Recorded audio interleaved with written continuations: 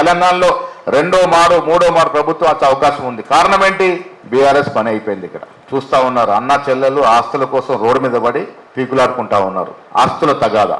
ఆవిడ గారు చెప్తున్నారు కౌన్సిల్లో, కాంగ్రెస్ నాయకులు అంటారు నా ఆస్తి తగాదా ఆత్మాభిమాన పోరాటం రోడ్డు పెట్టుకుంది. ఆస్తులు కాకుండా ఇంకేం తగదా? ప్రజల సొమ్ము దోసుకొని ఆ దోసుకున్న సొమ్ము పంచుకోవడానికి అన్న చెల్లెలు ఒక దిక్కు, బాబా మరదలు ఒక దిక్కు, చిన్న కొడుకు ఒక దిక్కు. చేసిన దోపిడి ఇంత అంత కాదు, వేల కోట్లు ప్రజా సంపద దోశారు, ప్రభుత్వ భూములు అమ్మేశారు. ఇన్ అండ్ హైదరాబాద్ లోపల బయట కొన్ని వేల ఎకరాలు అన్యాక్రాంతం అయిపోయింది. కోట్లాది రూపాయలు విలువ చేసే భూములు ప్రైవేటు పరం అయిపోయినాయి. ఆ దోచుకున్న ఆస్తుల తగాదా వల్ల ఇలా బీఆర్ఎస్ పార్టీ రోడ్డు మీద పడ్డది. మొన్న మనది చిన్న చిరుకు తగాదా వల్ల ఆ 10% 15% గెలిచారు, లేకుంటే గ్రౌండ్ అయిపోయారు. అసెంబ్లీలో అవుట్ అయ్యారు, పార్లమెంట్లో సున్నారు రిజల్ట్స్ వచ్చాయి. ఇంకేం మిగిలింది? వాళ్ళకు డబ్బులున్నాయి కాబట్టి సోషల్ మీడియాలో ఏదో చేసుకుని పబ్బం గడుపుకున్న తప్ప ప్రజల్లో లేరు.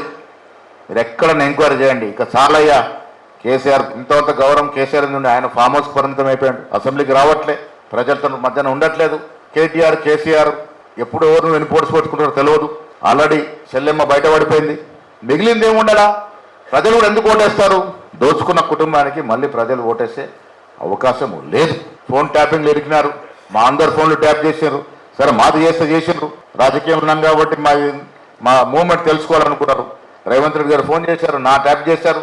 పాపం సినిమా యాక్టర్స్లు, ఆడవాళ్ళు వాళ్ళ వ్యక్తిగత జీవితాల్లో కూడా తొంగి చూసి ఎవరితో మాట్లాడుతున్నారో తెలుసుకొని వాళ్ళు లొంగ తీసుకునే ప్రయత్నాలు చేశారు. పారిశ్రామికవేత్తలు ఎవరితో మాట్లాడుతున్నారో తెలుసుకునే ప్రయత్నం చేశారు. ఆఖరికి వాళ్ళ పార్టీలో ఎమ్మెల్యేలు కూడా ఎవరి మీద అనుమానం వస్తే వాని ఫోన్ కూడా ట్యాపులు చేశారు. టెలిగ్రాఫ్ యాక్ట్ ప్రకారం ఫోన్ ట్యాపింగ్ అనేది అత్యంత పెద్ద నేరం. ఇలా నేరం నుంచి తప్పించుకునేందుకు రకరకాల ఆరోపణలు చేస్తూ ఉన్నారు. నేరం చేసిన వాడికి శిక్ష తప్పదు. అది వాళ్ళకైనా వర్తిస్తుంది, మనకైనా వర్తిస్తుంది. ప్రజా సొమ్ము తిన్నోడు ప్రజాకోట్లో నిలబడాల్సిందే. ఆ దశలో వాళ్ళు ఉన్నారు కాబట్టి బీఆర్ఎస్ను ఆరాధించే పరిస్థితి లేదు.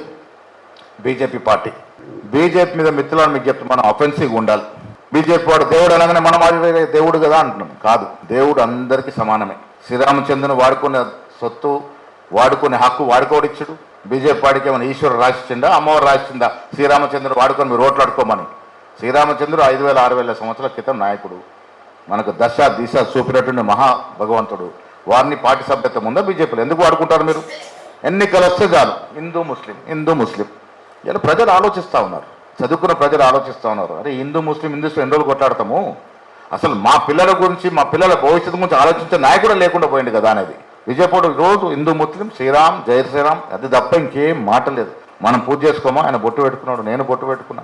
రోజు పూజ చేసుకుని బయటకు రాము, రోజు దేవుడిని ఆరాధిస్తాం, దేవుడు పూజ అయిన బయటకు రాము. కానీ ఎప్పుడు దేవుళ్ళ పేరు మీద ఓట్లు అడగలే.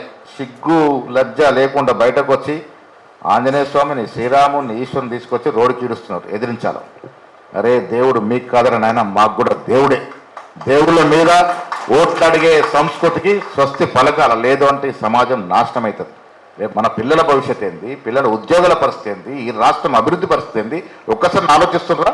12 ఏళ్ళు అవకాశం ఇచ్చిన మోడీకి ఏం ఎలగబెట్టిండో వచ్చి ఓట్లు అడగడు. ఇప్పుడు కూడా దేవుడి పేరు మీదనే ఓట్లు అడుగుతారు. అంటే వాళ్ళు చేసింది ఏం లేదు. గరీబోడు చేసింది లేదు, మధ్యతరగతి కూడా చేసింది లేదు. వాళ్ళతో లాభపడదెవరు అంటే అదాని అంబానీలు.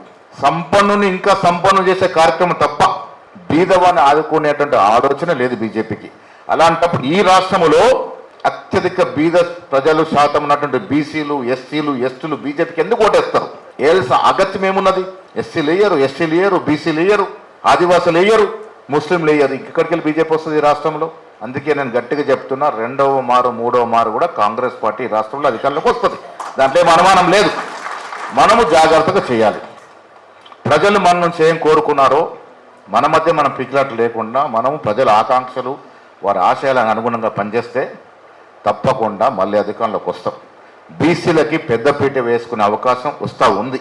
దాన్ని జాగ్రత్తగా చేసుకోవాలి, తొందరపడకూడదు. ఏం తొందర లేదు మనకి.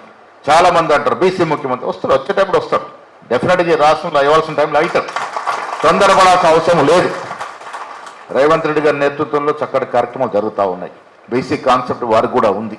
రాహుల్ గాంధీ గారు ఒక ఆకాంక్షని పరిపూర్ణంగా ముందుకు తీసుకెళ్తా ఉన్నారు. బీసీ కాన్సెప్ట్ ఉంది. బట్టి ఒకవైపు దళితుడు. ఇంత మంచి కాంబినేషన్ ఏ ఇతర పార్టీలో ఉంది? ఒక అగ్రవర్ణ వారు ముఖ్యమంత్రి అయితే, ఒక బీసీసీ ప్రెసిడెంట్ అయితే, ఒక దళితుడు డిప్యూటీ సీఎం అయితే, ఇంకొక దళితుడు స్పీకర్ అయితే, ఇలాంటి అవకాశం వేరే పార్టీలో ఉందా? బీజేపీలో కనీసం బీసీ ఎంతమంది బీసీలు లేరు బీజేపీలో? ఈటెల రాజేందర్ తీసిపోయిందా, బండి సంజయ్ తీసిపోయిందా, ఇంతమంది బీసీలు ఉండగా మళ్ళీ అగ్రవర్ణాలు ఎందుకు పెట్టారు? ఆ పార్టీ మూల సిద్ధాంతమే అగ్రవర్ణాల కోసం పనిచేసే పార్టీ. మన పార్టీ లాగా కాదు. మన పార్టీ మూల సిద్ధాంతం ఎస్సీ, ఎస్టీ, బీసీ, మైనారిటీ వీళ్ళ యొక్క అభ్యున్నతి కోసమే పనిచేసే పార్టీగా అవలంబించింది మన పార్టీ. కాబట్టి తప్పకుండా కష్టపడి పనిచేయండి, ప్రజల్లో ఉండండి. నేను చాలా చెప్తా ఉన్నాను, నిజామాబాద్ అని కూడా చెప్పాను, మీరు ప్రజల్లో ఉంటే మీ ఇంటికి బీఫామ్ వస్తుంది. గెలుపు అనేది చాలా అవసరం. మనకు అవకాశం రావాలి, గెలుపు కూడా ఇంపార్టెంటే. ఇక్కడ అవకాశం రాకుండా ఇంకొక చోట వస్తుంది, డెఫినెట్గా వస్తుంది. అవకాశం అనేది డెఫినెట్గా భగవంతుడు ఒక అవకాశం పక్కన పెడితే ఇంకొక అవకాశం తీసుకొస్తాడు, డెఫినెట్గా వస్తుంది. నేను కూడా నిజామాబాద్ ఎమ్మెల్యే కోసం లాస్ట్ వరకు ప్రయత్నం చేసిన, పోటీ చేయాలి. అన్నాను. రాహుల్ గాంధీ చెప్పారు don't worry, will take care అని. అంతకన్నా పెద్ద పదవి ఇచ్చారు. ఓపిక ఉంటే కాంగ్రెస్ పార్టీలో ఏదో ఒక రోజు అవకాశం వస్తుంది. ఆ దశగా ప్రయత్నం చేయాలి. ఇలా ముఖ్యంగా మన్రేగా